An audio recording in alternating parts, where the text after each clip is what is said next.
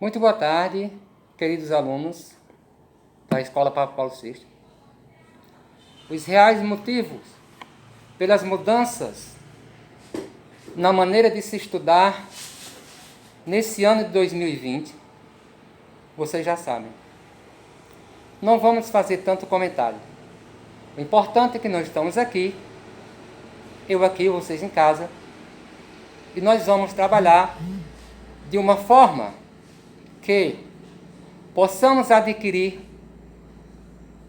pelo menos alguns conhecimentos que seria com certeza tido em nós durante esse ano. Pois bem, mesmo assim, vamos continuar. Em relação ao ponto que nós deixamos da matéria de História para os sexto anos, lembramos bem que iríamos iniciar Roma. Vocês revisam em casa até a página 160 e daqui para frente nós vamos ter aula sobre Roma. A fundação de Roma, esse grande império que foi considerado o maior império da Idade Antiga. Roma, de acordo com alguns estudos, teve o seu início, ou a sua fundação, lá pelo ano 700 a.C., o que se refere ao seguinte: se foi 700 a.C., Roma teve a sua sociedade em pleno funcionamento de forma social, política e econômica durante 700 anos antes de Cristo. Mas depois que Cristo nasceu, ela ainda continuou existindo aproximadamente 300, 350 anos. Isso significa Roma depois de Cristo e Roma antes de Cristo. Ou pela sequência, Roma antes de Cristo e depois de Cristo. Como diz os livros romanos, Cristo veio ao mundo dividir tudo. Dividiu até a história de Roma em duas partes. Não é? Mas vamos para a ciência. Antes da ciência, nós vamos ter a lenda. Quem fundou Roma? Dois elementos, duas pessoas, dois rapazes, dois homens, da maneira que vocês queiram entender, que tiveram o nome de Rômulo e Remo, não sei porquê, talvez aí, como hoje, todo mundo tinha que ter um nome, mas na verdade ninguém sabia lá quem eram eles, trazido para sua família após o nascimento, talvez por ser dois. Como seria criado? Leva essas crianças e joga longe. O pai não recebia. Que era costume daquela sociedade que fosse rico, pobre, né? Que fosse patrício, que fosse plebeu, que fosse escravo. O pai tinha que saber se aquela criança ficava ou não ficava com a família. Portanto, em relação a Rômulo e Remo, eu não sei por que abandonaram. Foi jogado num bosque para não fazer parte da família da qual ele teve origem. Mas teve sorte. Criado por uma loba, né? Não sei se vocês já sabem, vocês veem muita televisão, veem muita internet. Os lobos, eles têm esse dom de criar seres humanos. Se você deixar uma criança com a loba, possivelmente, se ela aceitar aquela criança como filho, ela pode criar, dar de mamar, fazer a higiene, proteger do frio, proteger dos inimigos. Dessa mesma forma, Rômulo e Remo teve essa sorte. Até ser encontrado por alguns pastores que trabalhavam naquela região. Levados para casa, recebeu esse nome. Criados, se tornaram grandes homens, inteligentes, fortes, guerreiros, e voltaram para sua terra, não é? Nas redondezas chamadas de Alba Longa. Essas terras, possivelmente depois de 23 anos, 25 anos ou 20 anos, de acordo com a idade que eles tivessem, já era habitada por outro povo, quase outra nação, outra população. E eles travaram uma luta e conquistaram esse território. Os irmãos, depois de conquistar o território, fundaram uma cidade, e essa cidade, ela teve o nome de Roma. Mas quem seria o rei? Rômulo ou rei? Eis a questão.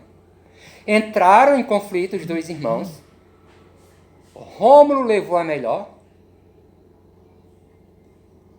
e sobreviveu à luta e se tornou o primeiro rei de Roma. Eu vou provar para vocês? Não vou. Isso não é ciência.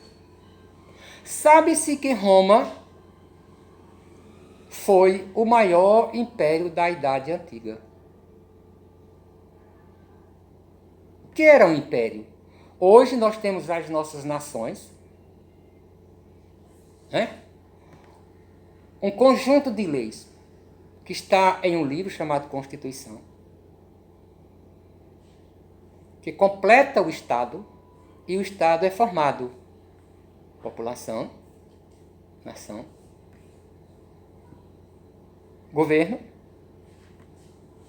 e território. Aí vem, Roma cresceu, cresceu, cresceu e se tornou-se o maior império da Idade Antiga. Império era como se fosse um país hoje, como se fosse o Brasil. Portanto, mas ele teve também os seus primeiros dias, as suas fases políticas, tempo diferente, não é? Tempo de apogeu, tempo de pobreza, tempo de facilidade, tempo de dificuldade. Primeiro vieram os reis. Como é a primeira aula sobre Roma, nós não vamos estudar profundamente. Primeiro vieram os reis. Né? E eles tiveram as suas maneiras de governarem. Por que maneiras? Porque era um rei, depois de 50 anos outro, depois de 30 outro, depois de 40 outro, e assim foi sucedendo. Aí nós tivemos o quê? Nós tivemos a época monarca, era a época da monarquia. Né? Sabe que monarca é o rei. E essa época, gente, foi uma época em que Roma não teve o domínio total de seu próprio povo, ou seja, os patrícios. Aqueles povos que habitavam, como exemplo, os etruscos. Eles estavam dominando Roma. Só depois de alguns anos é que os patrícios, que são, ou que eram, os principais cidadãos romanos, tomaram posse de seu poder político. Aí começou uma nova época de reinado. Mas será que ficou só o reinado? Não. Não. Depois nós tivemos a república. Não é uma palavra diferente da que vocês têm hoje. Só que a república hoje ela é pós-moderna. Naquela época era uma república antiga. Tinha os senadores, né? Tinha os senhores executivos, que poderia ser um, poderia ser dois. E eles travavam uma luta para encaixar esses poderes, né? E se alinharem, se não totalmente, mas possivelmente um ao outro. Pois bem, mas você sabe que tudo que começa, termina. Lá pelo ano 30, 35 antes de Cristo, inicia-se o maior ou melhor período da história romana, que foi o Império Romano. Pois bem, o império, ele inicia-se de uma seguinte forma. É como se hoje o Brasil tivesse uma revolução militar e os militares tomassem o poder do presidente da República e fosse governar. Pois bem, aí eles governaram com mão de ferro. Gente, é interessante. Foi um momento que Roma cresceu. Economicamente, politicamente, criaram-se grandes cidades. Teve o respeito mundial pelos outros impérios que já existiam, como o Império Egípcio, o Império Grego e tantos outros, que naquele tempo lutavam para ter o poder, para ter terras, para conquistar homens, trazer para seus territórios e fazê-los escravos. Pois bem, e por que Roma tinha tanta sede por crescimento? Na verdade, Roma não queria crescer formando as guerras e conquistas. Quando a população de Roma cresceu, o governo não tinha como dar emprego a tanta gente. Alguns, eles pagavam espetáculos, dava pão, dava isso, dava aquilo, para que eles não fizessem a revolução, travassem a revolução contra o governo. E outros mais habilidosos, eles formavam os exércitos. E mandavam esses exércitos para a luta, para a guerra. Com o objetivo de quê? De conquistar. Conquistava terras.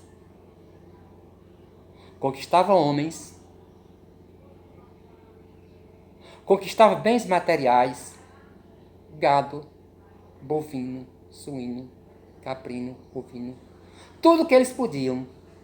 Ouro, prata e tantas outras coisas importantes para o enriquecimento.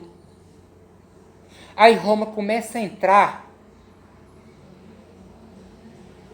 em uma situação de riqueza, crescimento econômico e rebaixamento social. Por quê? Ora, 3 classes sociais existiam: patrícios, plebeus e poucos escravos. Só que os patrícios não trabalhavam, era desonra para os patrícios trabalhar. Então o que ocorria?